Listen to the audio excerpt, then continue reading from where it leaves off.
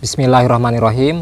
Assalamualaikum warahmatullahi wabarakatuh. Sebelumnya, selamat datang kembali di channel Bukan Petani Milenial. Yang mudah-mudahan channel ini bisa memberikan manfaat untuk kita semuanya. Dan mudah-mudahan untuk teman-teman yang menonton video ini selalu diberikan kesehatan, umur yang panjang, rezeki yang melimpah, dan menjadi seorang petani yang sukses. Amin ya Allah ya Rabbal Alamin.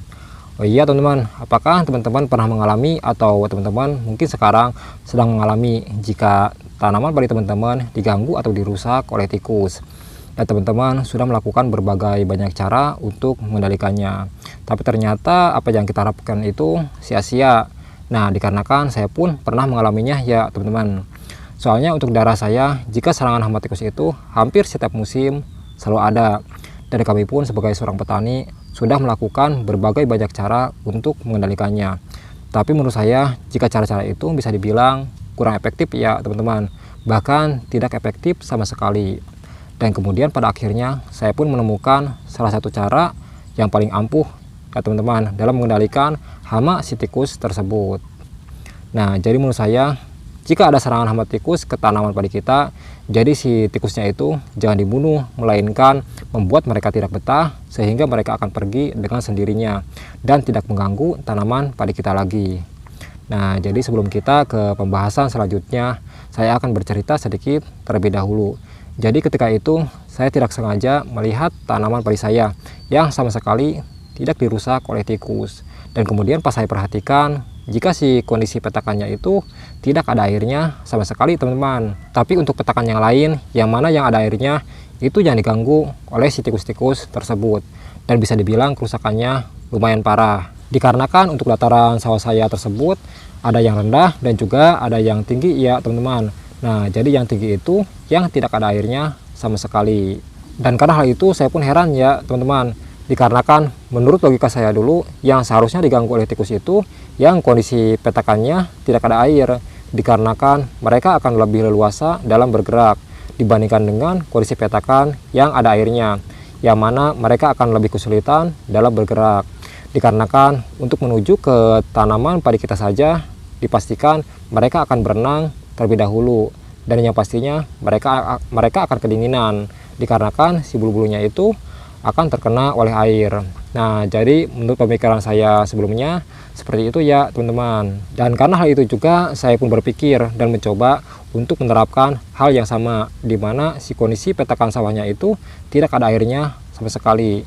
Dan setelah itu saya pun langsung membuang semua air yang ada di petakan sawah saya tersebut.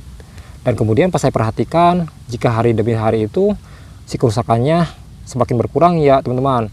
Bahkan yang selanjutnya hilang sama sekali. Dan kemudian saya pun berasumsi kemungkinan jika si tikusnya itu akan kesulitan dalam mencari minum, dikarenakan si kondisi petakannya itu tidak ada airnya dibandingkan dengan kondisi petakan yang ada airnya, yang mana mereka akan lebih gampang dalam mencari minum. Nah, terus bagaimana kalau kondisi petakan sawah kita tidak ada airnya sama sekali, sedangkan untuk tanaman padi kita membutuhkan air?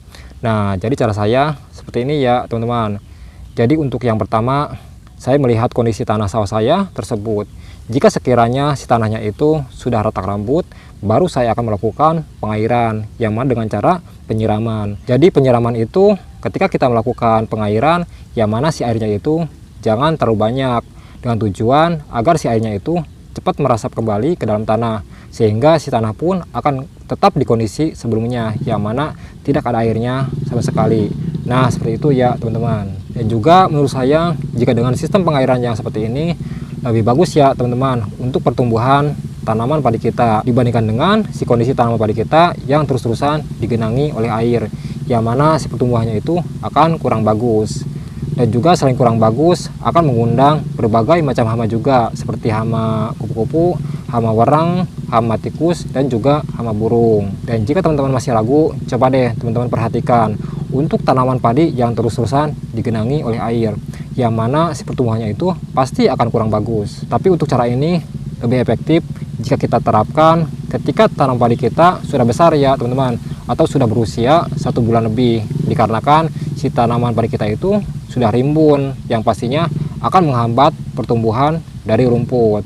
Soalnya kalau kita menerapkan cara ini ketika tanaman padi kita masih kecil atau baru berusia 1 hari sampai 1 bulan setelah pindah tanam, itu akan memicu pertumbuhan rumput, dan bisa dipastikan jika si tanaman padi kita pun akan dipenuhi oleh rumput. Nah, terus bagaimana kalau misalkan ada serangan hama tikus ketika tanaman padi kita itu masih kecil atau baru berusia 1 hari sampai 1 bulan setelah pindah tanam? Nah, biasanya saya suka melakukan cara ini ya teman-teman. Jadi untuk yang pertama, saya memastikan terlebih dahulu jika si kondisi petakan sawah itu harus digenangi oleh air. Dan kemudian pas di malam harinya saya melakukan pengoboran. Yang mana pengoboran itu yaitu saya melakukan pengontrolan ketika di malam hari dengan menggunakan 1 buah alat senter. Nah, jika ada hama tikus yang mengganggu tanam padi saya, biasanya saya akan kejar, terus saya akan bunuh. Maka dari itu, tujuan dari penggenangan air tersebut yang mana akan menyulitkan si tikus itu dalam bergerak, sehingga saya pun akan lebih mudah dalam mendapatkannya. Nah, jadi untuk kesimpulannya, kalau ada serangan hama tikus ke tanaman padi kita, jangan dibunuh ya teman-teman, melainkan membuat mereka tidak betah, sehingga mereka akan pergi dengan sendirinya dan tidak mengganggu tanaman padi kita lagi, yaitu dengan cara seperti yang tadi. Oke teman-teman, mungkin video yang saya bagikan kali ini cukup sampai di sini dulu. Mudah-mudahan bisa memberikan manfaat untuk kita semuanya.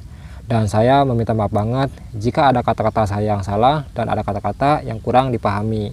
Terima kasih, salam sukses dan salam satu lumpur. Assalamualaikum warahmatullahi wabarakatuh.